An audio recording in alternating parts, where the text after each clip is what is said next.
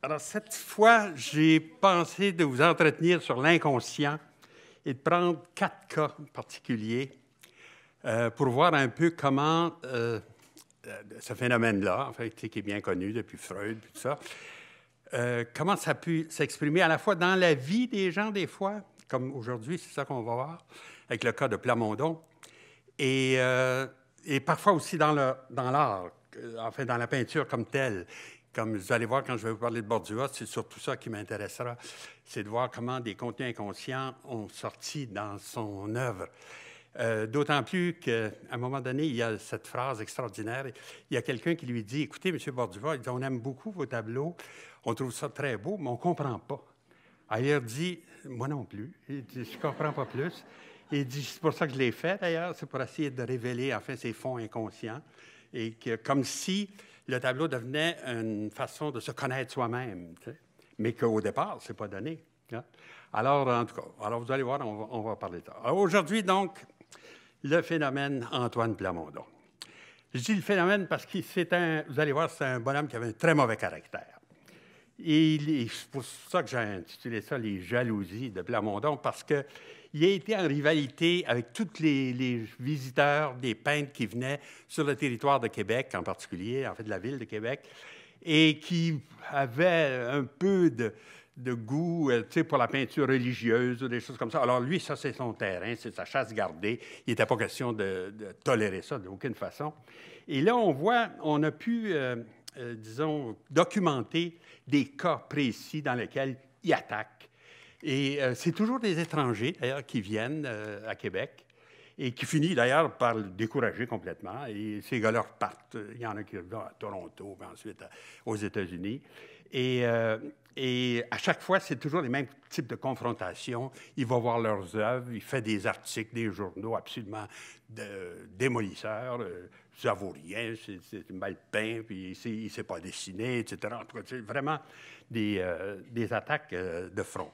Alors, je vais vous présenter d'abord les faits, puis ensuite, je vais essayer de faire une petite analyse de ça, d'où ça vient chez Plamondon. Cette hargne, puis cette jalousie, puis toujours ce contexte de rivalité avec les autres. Hein. Le premier cas, c'est un James Bowman. Alors, c'est souvent pas des artistes très connus là, hein, qui viennent ici, etc. Alors, c'est difficile des fois de reconstituer un petit peu leur carrière, puis à la fois de connaître les peintures qu'ils ont faites. En tout cas, James Bowman, c'était un Américain et qui vient à Québec en 1831 avec une lettre du Monseigneur catholique de Boston. Ça, c'était peut-être prudent quand tu viens au Québec en 1830 d'avoir un papier d'un curé. Et là, il s'installe à l'hôtel Albion. Ça, c'était dans la ville de Québec comme tel. Et là, il fait paraître une petite annonce aux gens pour dire je suis là, je fais des peintures, venez me voir à l'hôtel Albion, puis je peux faire vos tableaux, vos portraits. Alors, tu sais, aux amateurs de la peinture, M. Bowman, peintre d'histoire et de portraits, prend les libertés d'offrir ses très humbles services aux respectables familles de cette ville. M. B, ayant étudié plusieurs années à les académies d'Europe, soit à Londres, Paris et Rome, ça, il peut dire ça tant qu'il veut, mais on n'a aucune idée si c'est vrai ou pas. Mais tu sais, dans une annonce comme ça fait bien. Il est allé partout. Bon. Sous les grands maîtres et dans plusieurs genres, ose espérer l'encouragement des connaisseurs et mériter de sa conduite et ses ouvrages la bienveillance des personnes les plus délicates et les plus distinguées. Alors là, on s'est demandé, c'est quoi le style de Bowman? Qu'est-ce qu'il faisait? Et on a récemment commencé à lui attribuer quelques tableaux. Je vais vous montrer un exemple ici. Un portrait de Mme Pierre Pelletier, née Élisabeth Moreau, et qui a été longtemps attribué à Plamondon lui-même. Hein? On a pensé que c'était Plamondon qui l'avait fait, mais là, on revient là-dessus. Elle a quelque chose d'un peu, vous allez voir, d'un peu stéréotypé dans les tableaux de Bowman. Ils se ressemblent tous. Tous les personnages ont les mêmes petits sourires, sont de face comme ça. Et évidemment, là, il s'agit de portraits d'une dame, une bourgeoise de Québec, etc. En tout cas, alors là, il est content. Il est rentré avec un bon client, si on veut. Et là, on a l'impression qu'il a fait toute la famille. Tu sais. Il a fait, par exemple, le fils. Et remarquez encore le visage, là, avec la petite bouche, puis le frontal, en tout cas. Alors, ils ont un air de famille. Vous allez me dire, oui, c'est tout, c'est les enfants de la mère. Alors, mais ils ont un air de famille comme peinture aussi, comme style, si on veut. Hein? Dans le cas de ici, là, ça c'est intéressant parce que c'est le même garçon peint par Bowman, à gauche, et ça, c'est un des rares tableaux signés par Bowman. On est donc sûr que lui a fait ça. Et l'autre, c'est par Plamondon. Et c'est le même petit personnage. C'est d'ailleurs quelqu'un qui va devenir très célèbre. C'est Cyprien Tanguay. C'est l'auteur du fameux dictionnaire généalogique des familles canadiennes en 7 volumes. Bon, là, il n'est pas encore là, il n'est pas encore en train de l'écrire, là, mais, parce qu'il y a 8 ans, mais il va devenir ce fameux bonhomme, là, Cyprien Tanguay. Hein. Alors là, c'est intéressant parce qu'on retrouve les caractéristiques des visages de Bowman, puis comment, au fond, Plamondon à tout un autre niveau. Hein. C'est sûr qu'il y a un contrôle que l'autre n'a pas, etc. Et là, alors je continue ma démonstration. Ça, c'est encore Bowman. C'est le reste de la famille Pelletier, toute la gang. Alors, il a fait Célina et Rosalvina, des beaux, les jolis noms du temps, ça.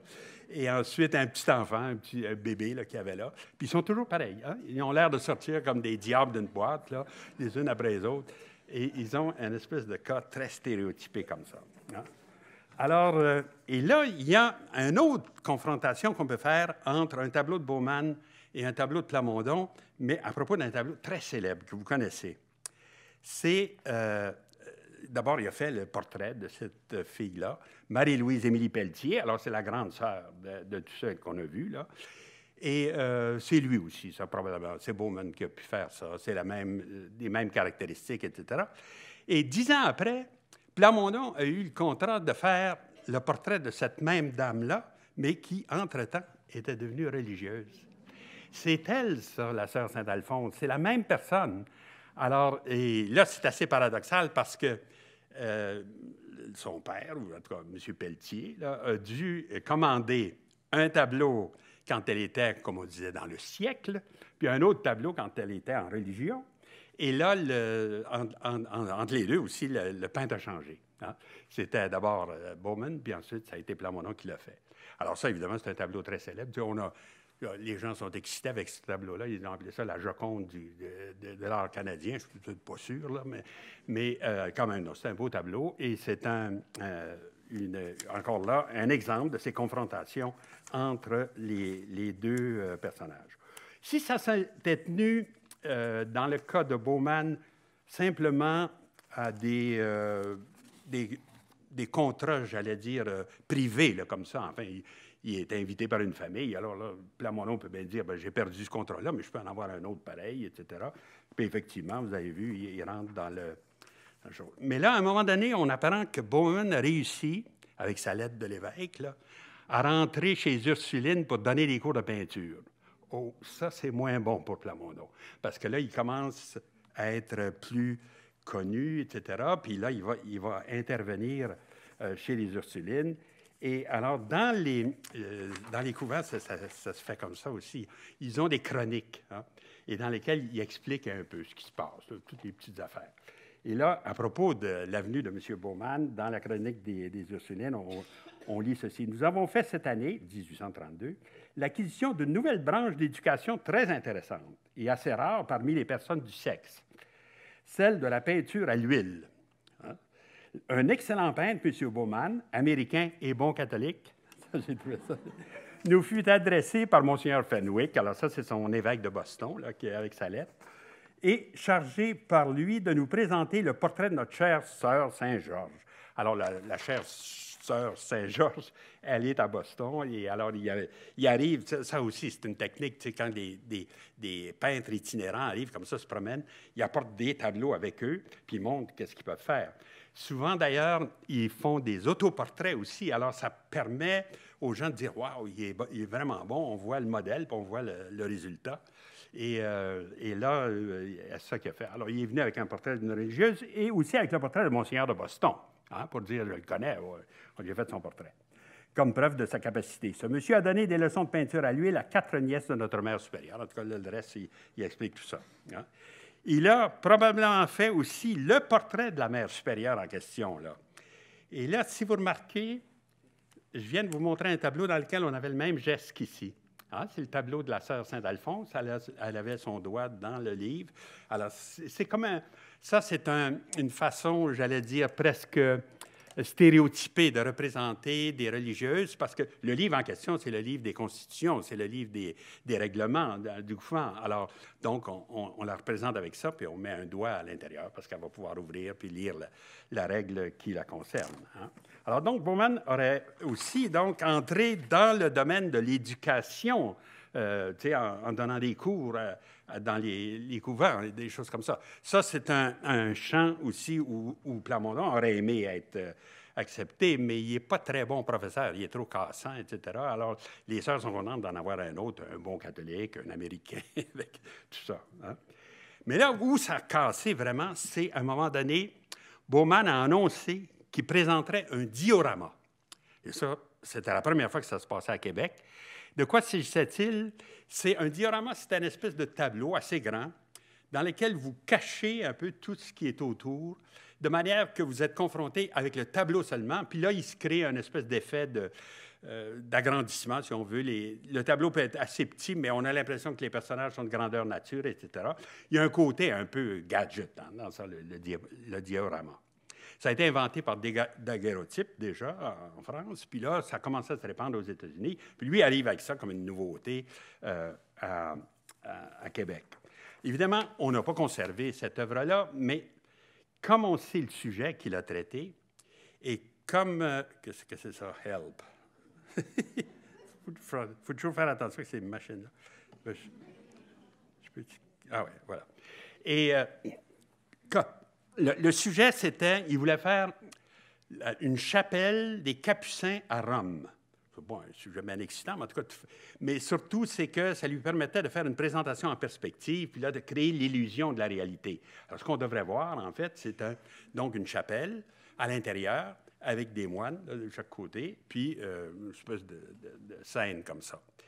On a retrouvé des version de ce même thème-là, évidemment, pas fait par Bowman, fait par des artistes français. Et en particulier, un qui est très célèbre, c'est ce François Marius Granet. Et là, ce que je vous montre à côté, c'est sa version à lui, à Granet, qui est un peintre français dont le portrait que je vous montre là a été fait par Ingres. Alors, c'est un ami de Ingres, et donc c'est quelqu'un de très compétent, etc. Et ce que je vous montre à droite, c'est sa version du couvent des Capucins à... Ah, encore. Ah! Châteauroux, est-ce qu'il est, lui, là? Ah, voilà. Merci, mon Dieu. Parce que là, je dépends complètement. Alors, Granet a donc fait ce tableau-là que vous voyez à droite, mais il l'a refait quelques fois et probablement il a été gravé. Et ce qu'on pourrait penser, c'est que M. Bowman avait une gravure de ce tableau-là, puis il a fait son tableau à partir de la gravure. Ça, ce qui est très, très possible. Hein. Alors, ça représente donc l'intérieur d'une chapelle avec les moines dans leur stalle, de chaque côté, et avec deux en particulier, là, au premier plan. Il y en a un qui est à genoux à droite, puis l'autre qui est assis un peu inconfortablement là, à gauche. Hein. Si vous remarquez, la chaise est un peu comme penchée. Là. C'est comme s'il n'était pas à plat vraiment sur une chaise. Puis là, au fond, il y a une espèce de procession, etc. Et ce qui me donne l'idée qu'on n'est pas loin de ce qu'a pu voir... Plamondon, c'est, vous allez voir, il va aller voir ce diorama. Et il va faire un commentaire dans les journaux sur l'absence ou la présence de qualité dans ce tableau-là. Et là, en le décrivant, évidemment, on voit à peu près que c'est un peu, certainement, une image très voisine de celle-là qu'il a pu voir. Mais avant, il y a des éloges à tout casser de cette affaire-là dans les journaux de Québec, qui disent « faut absolument aller voir ça, c'est un phénomène, on n'a jamais vu ça ici à Québec ». Par exemple, je vous cite juste quelques phrases en anglais, là, mais ça a apparu dans the Gazette of Québec. Il dit « We have visited the diorama now exhibited at M. Devery, St. Joseph Street. It's a painting by M. Beaumont. » Alors, c'est Bowman, en fait, mais « representing the interior of the Capuchin Chapel at Rome with the monks at their devotion. » Alors, puis là, il dit à la fin, the additional interest from being the first painting of the kind which has been exhibited in Quebec. Alors, Plamondon va faire son tour. Ça. Il veut voir un peu comment ça... qu'est-ce que c'est, ce diorama, et faire des commentaires, parce que là, c'est ça. Ce qu'il voit, c'est que Bauman commence par des contrats avec des familles. Ensuite, il s'en va dans l'éducation. Puis là, il commence à être très populaire parce qu'il crée quelque chose qui est comme une attraction de foire. Hein? Les gens viennent voir, puis tout ça. Alors là, il faut qu'il intervienne. Je vous présente notre cher Plamondon, à peu près, qui a fait un autoportrait de lui, à peu près au temps où ces choses-là se passent. Hein? Et donc, il faut l'imaginer comme ça. Mauvaise bouche, assez mauvais. J'ai trouvé un drôle de parallèle. Vous savez, il y a toute une espèce de science que les peintres de l'époque pratiquaient beaucoup, qu'on appelait la physiognomonie, hein? C'est-à-dire l'étude des physionomies et en essayant d'exprimer comme ça les caractères de chacun. Hein? Alors là, c'est Scorn and Derision, en fait par James Parsons. James Parsons, c'est un médecin qui a fait un petit livre là-dessus, enfin, avec des illustrations. Et là, ça m'amusait de les rapprocher. Les deux ensemble, parce qu'on pourrait dire que la mauvaise moue de Plamondon dans son autoportrait représente un peu ce type de caractère-là. Alors, il s'est donc rendu chez M. Devry, sur la rue Saint-Paul, tout à l'heure, et là, il va voir le diorama, puis en revenant de ça, il écrit ce qui suit. Vous allez voir comment il était enthousiaste. Monsieur l'éditeur, à l'invitation de messieurs les journalistes, je me suis rendu chez monsieur Devry pour voir le diorama de monsieur Bauman qu'ils ont tous vanté. Ce n'était pas sans quelque appréhension du peu de mérite de cette pièce. En effet, quelle pitié ce tableau n'inspire-t-il pas? Que ces moines sont défectueux, comme ils sont mal dessinés. J'en ai vu un... Ah oui, je peux revenir en arrière, vous allez les revoir. J'en ai vu un... celui qui tient l'encensoir. Alors, c'est celui qui est au fond, là, on le voit. Quand on lit sa description, on a l'impression qu'il décrit ce tableau-là, en fait. Hein? Et alors, il dit « qui a le pied et la jambe droite affilés et tortués comme un manche à balai. Point de caractère, point d'expression dans aucune de ses têtes. Les mains sont à peu près toutes mal faites. Elles ne sont même pas indiquées. Le moine à droite du spectateur, qui est profondément incliné, ne s'appuie pas sur la banquette. Alors, celui qui est à droite, là, il est comme à genoux devant la banquette. Alors, il trouve ça épouvantable. Et ensuite, et sur le côté opposé, est très mal assis. Hein? Il est de plus défectueux de ce tableau. Il n'y a pas un seul pli dans les draperies. Alors, il continue comme ça. Et alors, tu sais, c'est comme une espèce de critique venge. Alors, il finit en disant, en un mot, ce diorama est une vraie caricature de la chapelle des Capucins à Rome. Quoi qu'en disent messieurs les journalistes de Québec, j'invite à mon tour, non comme éditeur de papier public, mais comme peintre, le public à aller se convaincre de la vérité de mes avancées. Hein? Alors, tu sais, c'est vraiment... Là, c'est l'attaque en règle. Là. Quand je vous parlais de rivalité, c'est comme ça, finalement, que ça s'exprime dans les journaux du temps avec une plume assez acerbe, etc. Et c'est toujours la même technique. Il décrit le tableau de façon tellement négative que il a l'air de dire, bon, c'est un amateur, c'est pas un peintre sérieux, on ne devrait pas s'en occuper, il ne devrait même pas être ici. Hein? Alors, sur les entrefaites, après cet article-là, M. Bauman disparaît de Québec. On le retrouve près de Montréal, à l'église d'Oka, en fait. Et là, au début, on a pensé, oh mon Dieu, il a eu peur, c'est désagréable, il est attaqué par Plamondon, etc.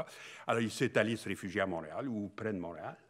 Mais en fait, Bauman n'était plus habile que ça. Il avait réussi à obtenir un contrat du supérieur des Sulpiciens, là, M. Quiblier, que vous voyez à gauche, pour illustrer une scène dans l'église d'Oka. Hein? Malheureusement, là aussi, le tableau est perdu. En tout cas, la scène qui nous décrit, c'est que le pape a envoyé des présents pour les Indiens de cette région-là. Vous savez que les Sulpiciens avaient une mission près d'Oka, et dans le lac des Deux-Montagnes.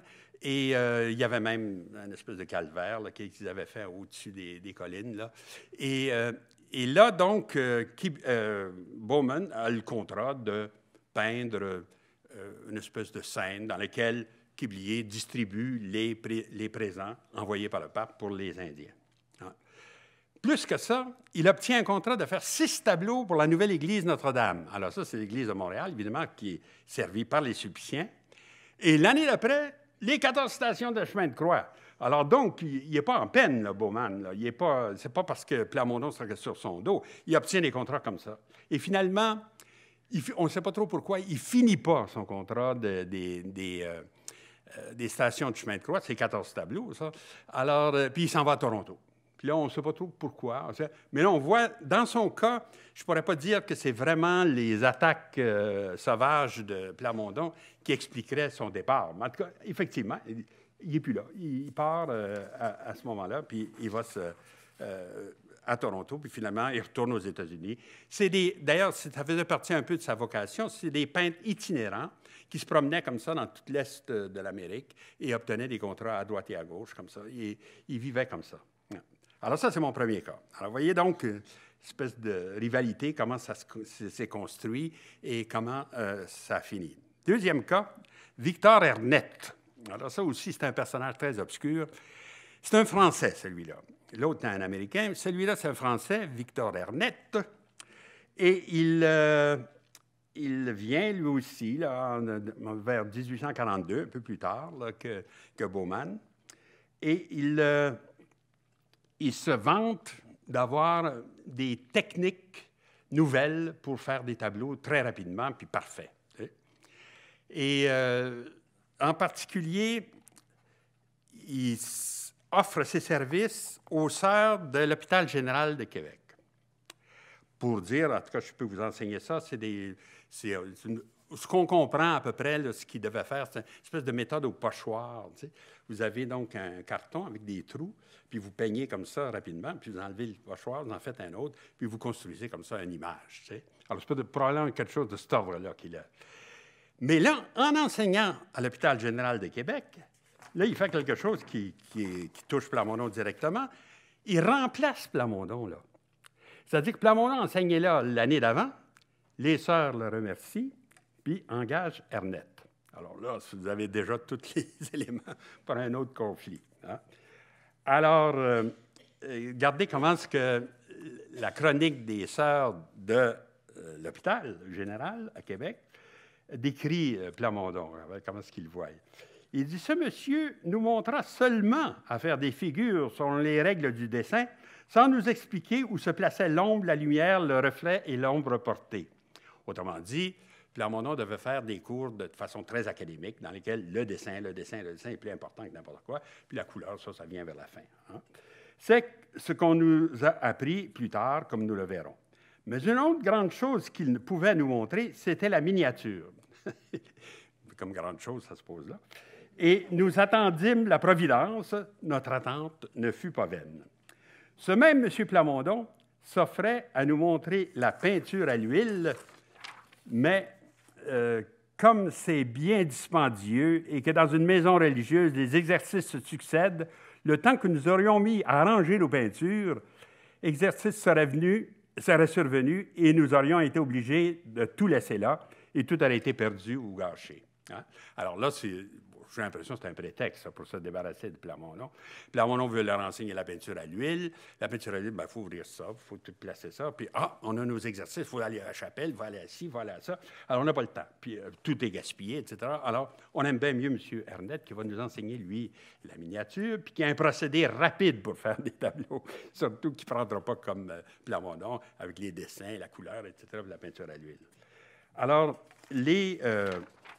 la description du procédé de Ernett est... évidemment, on n'a pas d'œuvre de lui qui reste. Peut-être juste une petite miniature, pas très, très jolie, ce que je vais vous montrer un petit peu plus tard. Mais on a une description de son cours fait par quelqu'un qui est allé suivre le cours et qui s'appelait donc Napoléon Aubin. C'est un journaliste, etc. Alors, lui, il dit que non, Ernett, c'est un bonhomme sérieux. Je suis allé suivre ses cours. Et c'est ça, il a une espèce d'huile particulière qui peut étendre, qui sèche très vite, etc. En tout cas, il peut vraiment enseigner à faire des tableaux très rapidement en 6 leçons, comme il disait. Hein? Et là, regardez, bon, ça, c'est Aubin qui raconte ça, mais ça pourrait être un exemple de ce qu'il pouvait faire, de ce qu'Ernest pouvait proposer. Vous savez, donc, vous avez 2 pots de fleurs de chaque côté qui sont faites de façon en aplat, très stéréotypées, presque semblables l'un à l'autre. Alors ça, avec une méthode au pochoir, vous pourriez obtenir des effets comme ça. Hein? Et au centre, ben, on aurait un portrait d'évêque ou quelque chose comme ça. Ce n'est pas une œuvre canadienne, ça, c'est une œuvre française, mais je pensais que ça donnait un peu une idée de la technique de Ernest et comment, enfin, il pouvait se vanter justement d'enseigner à faire des tableaux très rapidement, mais pas des portraits, puis pas des scènes d'histoire, des choses comme ça, des pots de fleurs, des papillons, des oiseaux, en fait, vraiment des thèmes plus simples. Hein. Et il y a aussi, une de ses spécialités, c'était, comme il dit, la miniature. Alors là, on a peut-être un seul exemple des tableaux d'Ernest. Malheureusement, je n'ai pas une très bonne photo, mais c'est un petit tableau de rien qui est à l'Hôtel-Dieu de Québec et qui représente le Christ avec la couronne d'épines puis le calice. Là. Pouvez-vous boire, mes filles, ce calice de sang? C'est pas bien encourageant, en tout cas. Mais en tout cas, ça, c'est ce qu'auraient aimé les sœurs, là, quand ils parlent de miniature. C'est ça. Ça, s'ils pouvaient nous enseigner ça, c'est formidable parce que ça ne prend pas trop de temps. On pourrait faire un commerce même avec ça, enfin vendre ça, etc. Autre chose qui se passe aussi, c'est que M. Ernest décide qu'il va charger moins cher pour ses leçons si on l'amène à l'hôpital général puis on le ramène chez lui après. Bon. Alors là, vous allez voir comment les sœurs nous décrivent ça. Ils disent nous étions en une bien triste situation. Ça coûte plus cher, évidemment, là, si on ne peut pas le promener.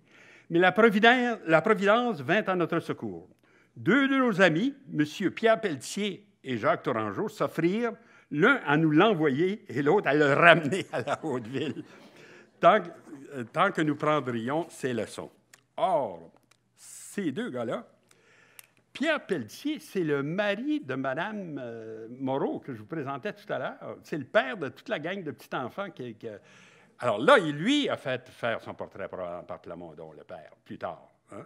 Et Tourangeau, c'était un boulanger, un homme riche aussi, enfin, qui s'occupait de farine, puis de pain, etc. Alors, les 2 sont des clients de Plamondon qui sont en train de transporter Ernest à l'Hôtel-Dieu où on l'a chassé. Alors, on peut comprendre un peu le côté rivalité ici. Hein? Alors, ce qui arrive, c'est que là aussi, Plamondon fait la même chose. Il se rend chez les sœurs, il regarde les tableaux de Ernest, avec qu'ils ont fait, etc. Puis là, il publie aussi dans les journaux. En fait, le journal, c'est Le Canadien, le 14 mars 1842, une attaque en règle contre Ernest. Il dit « Quand un grand charlatan étranger s'introduit dans un pays, dans une ville, surtout dans une ville comme celle de Québec, peuplée d'habitants pleins de candeur et de bonne foi, pour escamoter l'argent du peuple, il convient à un de ses habitants, s'il a quelque conscience, de mettre à jour ce honteux trafic. Hein? » Alors là, il l'accuse en fait d'exploiter la naïveté des gens en leur proposant de faire des leçons de peinture extraordinaires en 6 fois, etc. Et là, il l'attaque comme un charlatan, comme quelqu'un qui n'a pas de talent, tout ça, mais qui sait vendre sa salade, etc. Regardez, ça continue après. C'est très long, je ne vous cite pas tout.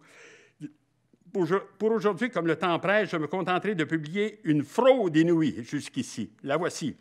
Ce prétendu peintre-dessinateur colporte une quantité énorme de toutes petites boîtes en fer blanc, contenant 2 fois plein un dé d'un certain noir qu'il dit être de sa composition et dont il tient le secret le plus inviolable, parce que personne au monde que lui ne le connaît, dit-il. Ce noir sert à faire des dessins à travers du papier troué, comme nous l'expliquerons bientôt. Alors, le papier troué, là, c'est le stencil, c'est ce que je vous disais tout à l'heure. Donc, avec cette petite peinture noire, il faisait ses dessins. Et sans doute, ce noir qui a la vertu de faire de grands artistes en 6 leçons doit être d'un grand prix. Hein? Et sans doute aussi, le charlatan vend-il chacune de ses boîtes magiques pour un écu. Un écu pour du noir d'imprimé.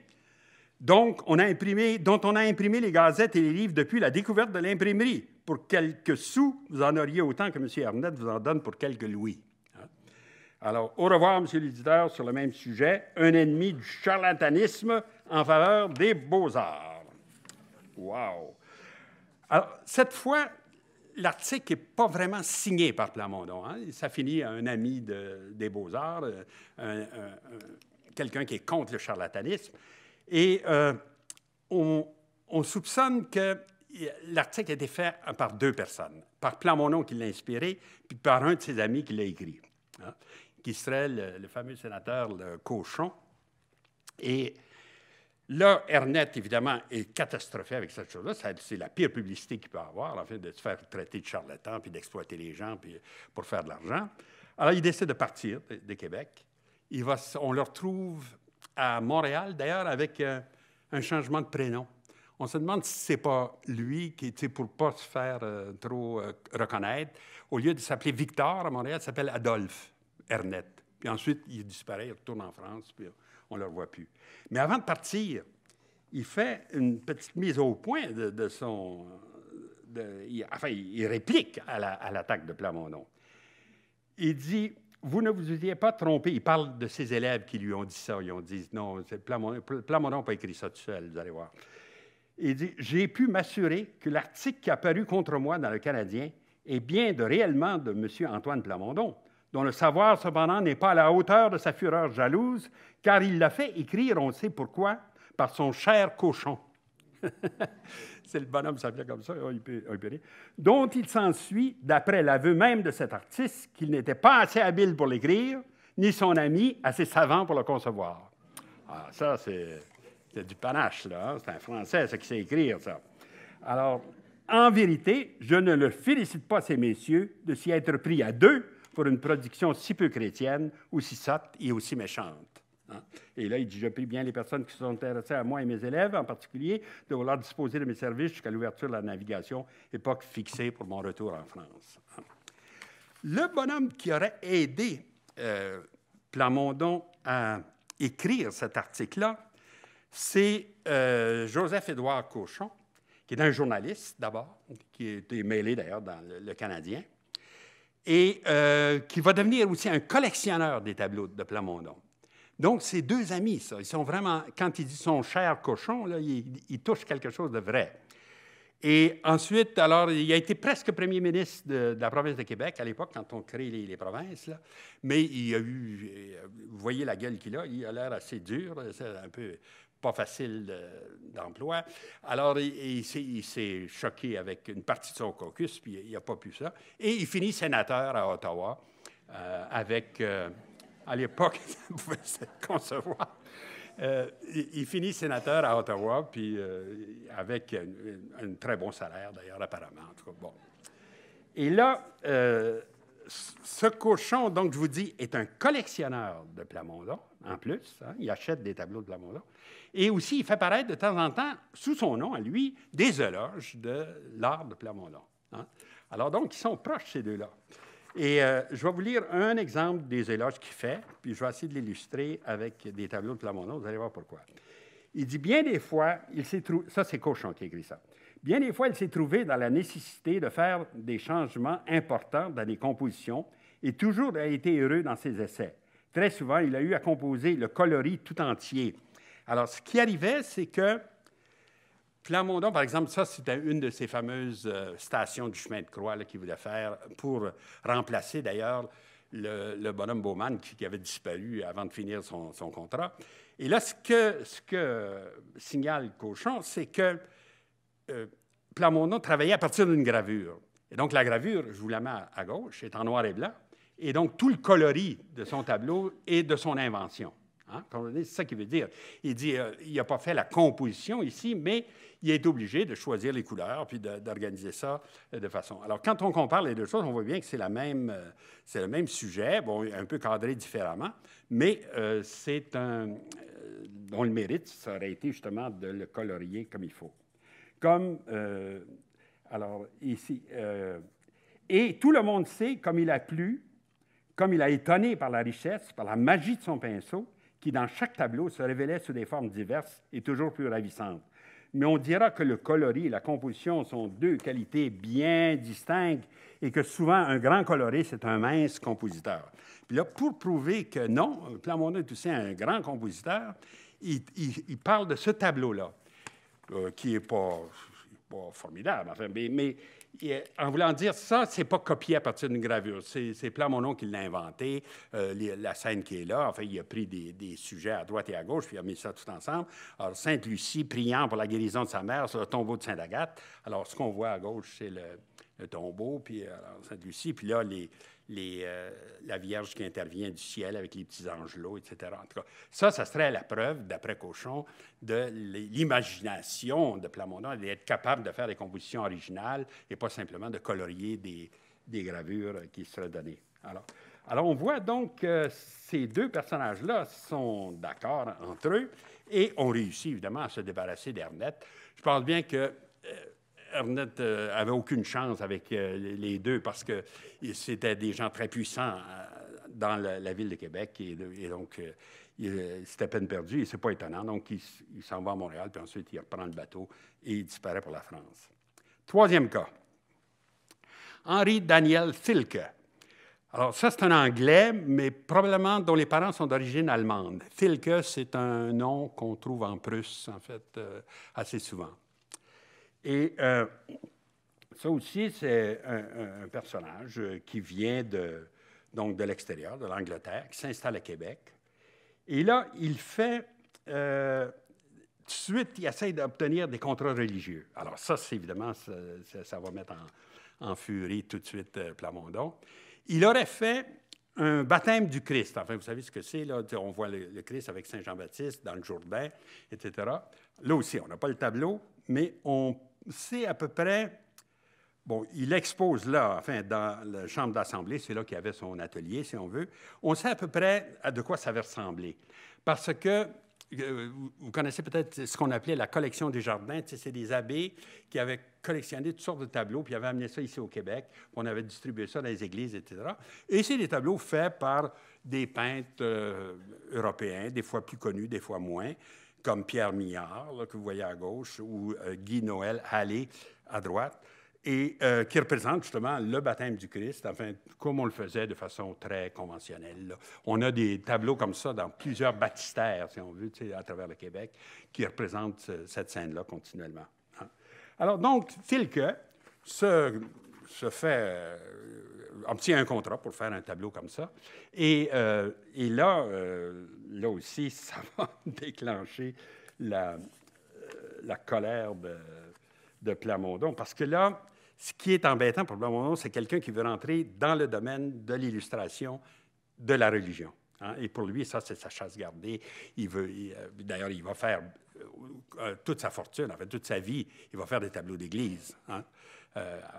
À la fois à Québec, puis autour de Québec, enfin un peu partout, y compris à Montréal, donc avec les fameuses stations de chemin de croix. Hein?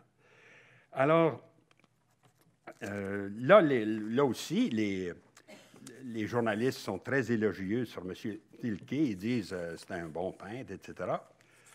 Alors, voici ce qu'en pensait Plamondon, avec un autre article épouvantable. Nous avons vu dans votre numéro du 19 août un article sur un tableau composé par M. Thielke, artiste anglais. Hein, toujours l'insistance sur le fait que c'est des étrangers, ces gens-là, qui viennent voler sa place. Là. Nous avons visité nous-mêmes ce tableau et nous avons pu l'apprécier à sa juste valeur. Pour en juger plus sainement, nous allons donner une faible idée d'un tableau de la chapelle du Séminaire de Québec dans lequel le même sujet est représenté. Alors, ce qu'il va faire, il compare deux tableaux, celui de Thielke, puis un autre qui est au Séminaire de Québec, qui lui paraît mieux peint, etc., puis il fait une comparaison entre les deux. Hein? Quelle humilité en Jésus qui est agenouillé et profondément incliné vers la terre.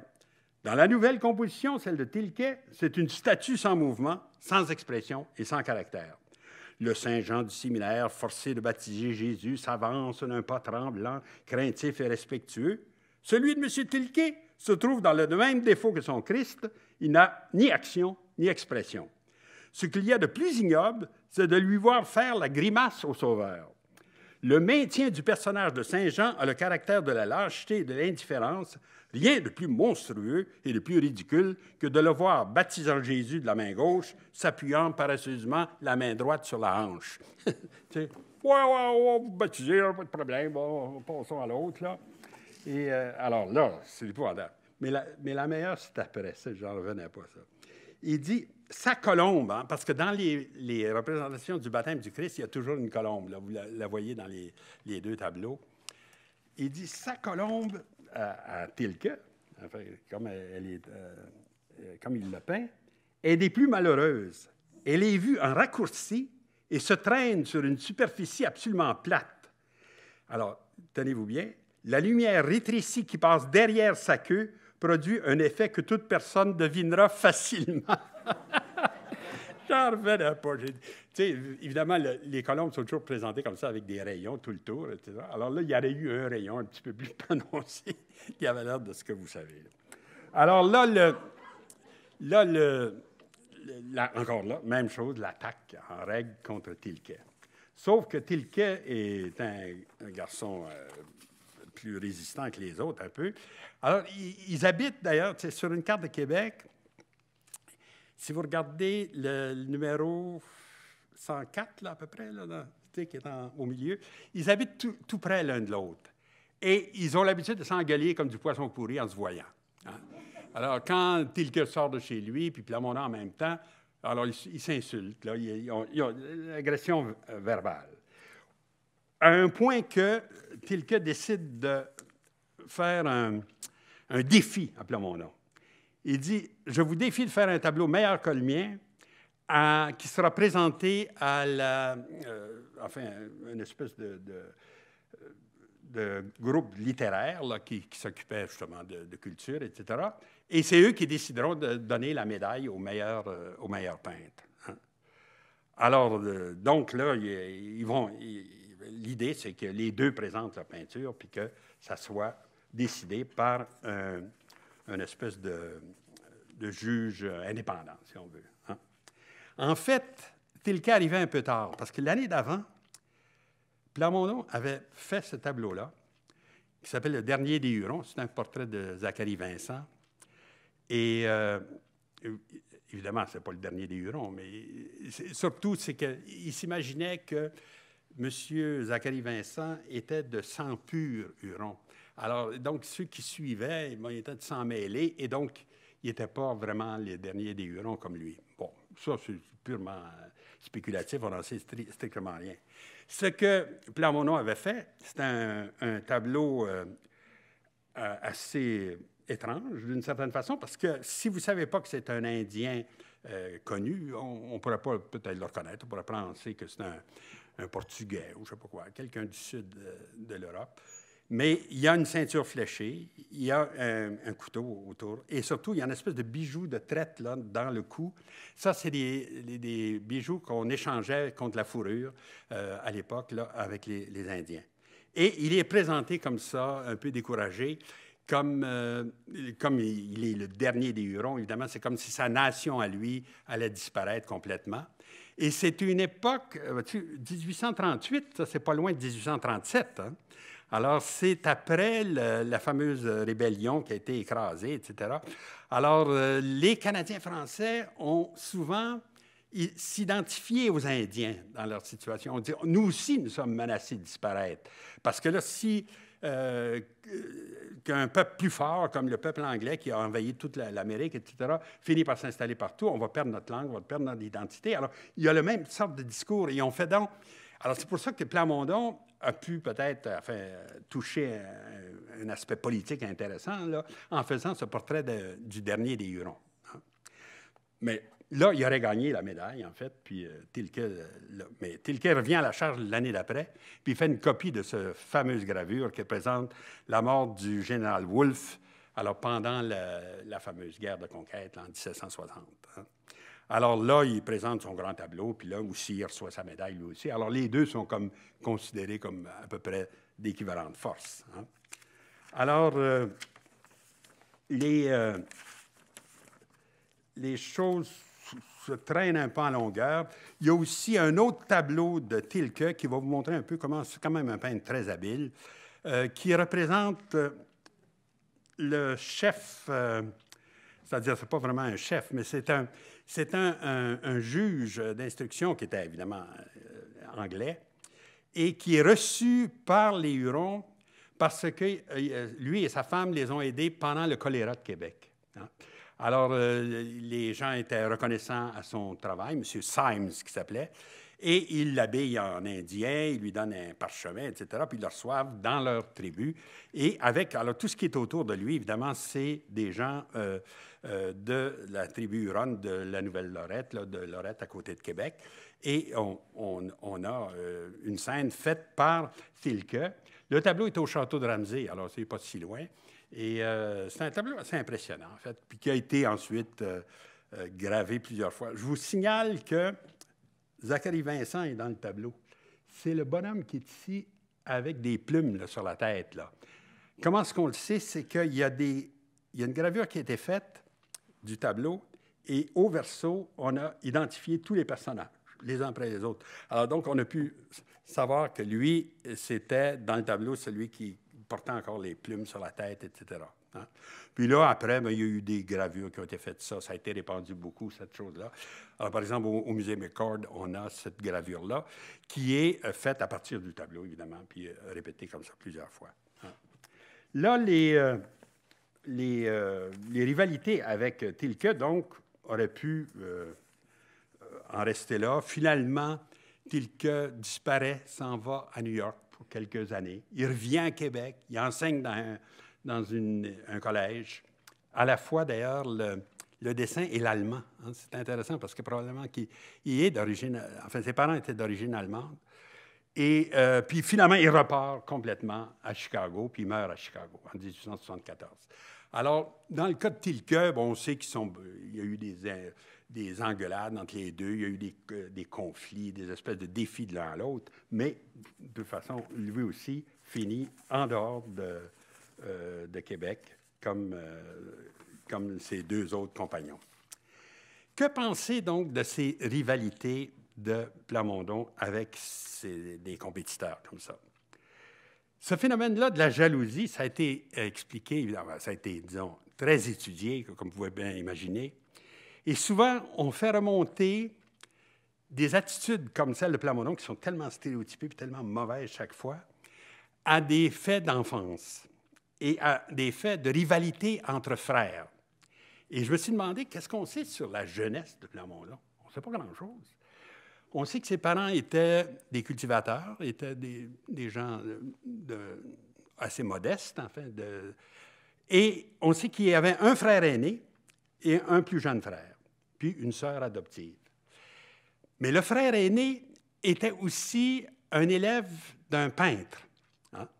Alors donc là, il y a peut-être la source de cette rivalité entre les deux, entre le frère plus vieux et le frère plus jeune, parce que les deux sont dans le domaine de la peinture. Et après, quand Plamondon part à Paris, puis il suit les cours de Paulin Guérin, etc., il revient, on n'entend plus jamais parler de son frère. C'est comme si c'est lui qui a gagné la rivalité entre les deux, et on aurait donc là une explication possible. En tout cas, je vous donne ça sous toute préserve, parce que, en fait, on ne devrait jamais faire la psychanalyse des morts. Parce qu'ils ne peuvent pas nous contredire, c'est plus facile. Freud l'a fait une fois, vous savez, ce petit livre qu'il a fait sur un souvenir d'enfance de Léonard de Vinci. Là. Alors, mais ça a été beaucoup reproché. On lui a dit, vous ne pouvez pas faire ça, vous n'avez pas les documents qu'il faut, etc. Bon. Alors là, c'est bien la même chose ici. Tout ce que je sais sur l'enfance de Plamondon, c'est ce que je vous raconte. C'est-à-dire qu'il y a un frère qui fait de la peinture aussi et qui l'écrase, qui réussit à écraser, puisqu'on n'en entend plus parler après. Hein? Alors là, je vous lis un petit peu un article, enfin quelques extraits d'un article de Freud qui fait 3 rapprochements à propos de ces cas de jalousie et de rivalité. Le titre de son article, c'est « De quelques mécanismes névrotiques dans la jalousie, la paranoïa et l'homosexualité ». Ça, c'est curieux que ces 3 choses-là soient mises ensemble, sauf que La jalousie, on en a la preuve. Là, il y a assez de rivalité avec ses collègues, etc. Pour ça. La paranoïa, ça, c'est pas difficile à démontrer dans le cas de Plamondon. Hein? Vous avez juste à voir les affiches, enfin, les petites annonces qu'il fait paraître dans les journaux. Ah, il se vante d'être le peintre le plus éduqué de Québec, etc., parce qu'il aurait suivi les cours under Mr. P. Guérin, painter of the King of France. Alors ça, tu ne peux pas avoir mieux, évidemment. And one of the first artists of Paris during the space of 4 years. Alors, il se vante donc d'avoir été chez le meilleur maître possible, enfin, le peintre du roi, M. Paulin Guérin, et qui a été là pendant 4 ans de son élève. Hein. Alors, puis là, des annonces comme ça, on en a toute la vie de Plamondon, où il répète toujours la même chose. Bon, alors, celle-là est en anglais, l'autre sont en français, dans lequel il dit aussi bon, ce qu'il peut faire, puis il donne les prix. Là, si vous avez une grande toile, ça coûte 4 piastres. Si vous êtes plus petit, ça coûte moins, etc. Alors, il y a toutes les... Puis, souvent, à la fin, il dit « Élève de Paulin Guérin, peintre du roi Charles X à Paris, Pointe-aux-Trembles, etc. » Et ça, c'est en 71, c'est-à-dire donc tout à fait à la fin de la vie de Plamondon. Constamment, il a fait paraître cette histoire-là, qui était l'élève de Paulin Guérin. Évidemment, personne ne connaît Paulin Guérin à Québec. Alors, on a beau dire ce qu'il voudra. Tu sais. Et là, un autre exemple, en tout cas, il y en a tant qu'on veut. Hein.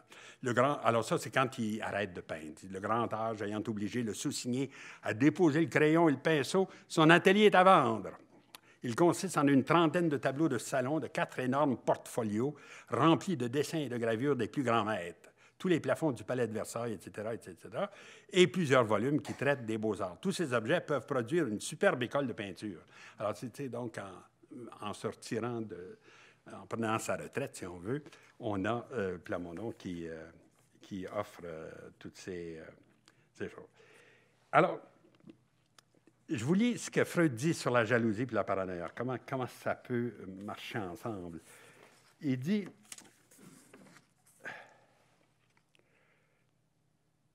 le paranoïaque attend de tous les étrangers des manifestations d'amour. Mais les autres ne lui montrent rien de semblable. Ils passent devant lui en riant, brandissant leurs cannes, et vont jusqu'à cracher par terre à son passage. Ce qu'effectivement, on ne fait pas lorsqu'on prend un quelconque intérêt amical à la personne qui est en proximité. On ne fait cela que lorsque cette personne vous est tout à fait indifférente, lorsqu'on peut le traiter comme moins que rien, et eu égard à la parenté fondamentale des concepts d'étrangers et d'ennemis, le paranoïaque n'a pas tellement tort lorsqu'il ressent comme hostilité une telle indifférence par rapport à son exigence d'amour. Mais le problème, c'est que c'est souvent imaginaire, ça. C'est-à-dire qu'il s'imagine que les gens crachent sur le plancher à cause qu'il part. Il s'imagine que tout le monde lui en veut, etc. Alors donc, d'une certaine façon, il projette sur l'autre la propre haine de l'autre. Puis il déguise ça comme « Ah, j'ai besoin d'être aimé comme tout le monde. Comment ça se fait que ces gens-là m'insultent puis me placent comme ça de côté? Hein? » Alors, vous voyez que donc, c'est lié aussi à cette histoire de rivalité. Hein? Cette façon de concevoir une attitude paranoïaque qui c'est pas loin non plus de la jalousie là, dont on expliquait tout à l'heure. Mais la chose la plus curieuse dans cette affaire-là, dans l'affaire de Freud, c'est l'homosexualité qui rentre là. Et là, ce qui essaie d'expliquer ça, j'ai aucune idée s'il a raison ou pas, probablement qu'il n'a pas raison. Mais ce qui essaie d'expliquer, c'est que il y a dans les familles, enfin au niveau du complexe d'Oedipe, si on veut très tôt, il y a des rivalités très, très fortes entre les frères, en particulier, parce qu'on a vu l'exemple. Et au point que la rivalité porte sur la situation du couple, familial. C'est pour avoir l'amour de la mère qu'on veut éliminer le frère. Hein? Et aussi, on déteste le père parce que c'est lui qui a la mère. Hein? Donc, on peut imaginer dans un inconscient d'un enfant de 5-6 ans là, qu'il y ait des choix de ce type-là. Et là, donc, ça va très loin, ça va jusqu'à l'idée, il faudrait se débarrasser de mon frère complètement, je ne veux plus le voir, etc. Puis, avec le temps, ça se calme, évidemment, il y a une espèce de socialisation qui se fait. Et d'après Freud, à un moment donné, il se fait un revirement complet. C'est-à-dire que celui qui était haï devient aimé. Et comme celui qui est aimé est du même sexe que vous, il suggère que ça peut être une source de l'homosexualité. J'en viens donc à mon cochon. Pour terminer, parce que on a un portrait fait par Plamondon de Joseph-Édouard Cauchon, en sénateur, s'il vous plaît, et vraiment un portrait très, très élaboré, et qui se trouve d'ailleurs au Sénat, à Ottawa maintenant. Hein? Et là, ce qui est curieux, c'est que, bon, alors Cauchon est un orateur au Sénat, il est présenté avec son discours, là, probablement, dans la main, et il met la main sur un code civil ou quelque chose comme ça. En fait, c'est un homme d'autorité, là, maintenant. Et puis, il est habillé avec les dentelles, là, puis toute la toge qu'il fallait. Mais si vous regardez où est la signature de Plamondon dans ce tableau-là, elle est ici, sur le rouleau. Et vous remarquez le petit anneau avec le rubis qui est tout proche. Hein? Alors là, je suis dans la pure spéculation, mais, mais je proposerais aux Queer Studies de se pencher sur le cas Plamondon. Voilà. Alors, dans le cas de Plamondon, comme vous voyez, les indices sont tellement minces que c'est difficile vraiment de conclure à une exploration de l'inconscient du bonhomme. Mais le cas que je veux traiter la prochaine fois, donc mardi qui vient, c'est Marc-Aurèle Fortin. Et dans le cas de Fortin, les rapports avec le père et la mère sont plus connus un peu. Hein? Alors là, on va voir que là aussi, il y a eu tout un jeu là, de choses. Alors, merci de votre attention. Merci de venir même quand il fait beau comme ça. Je pensais tous sur des pentes de ski, mais non. Et alors, à la prochaine fois. Merci.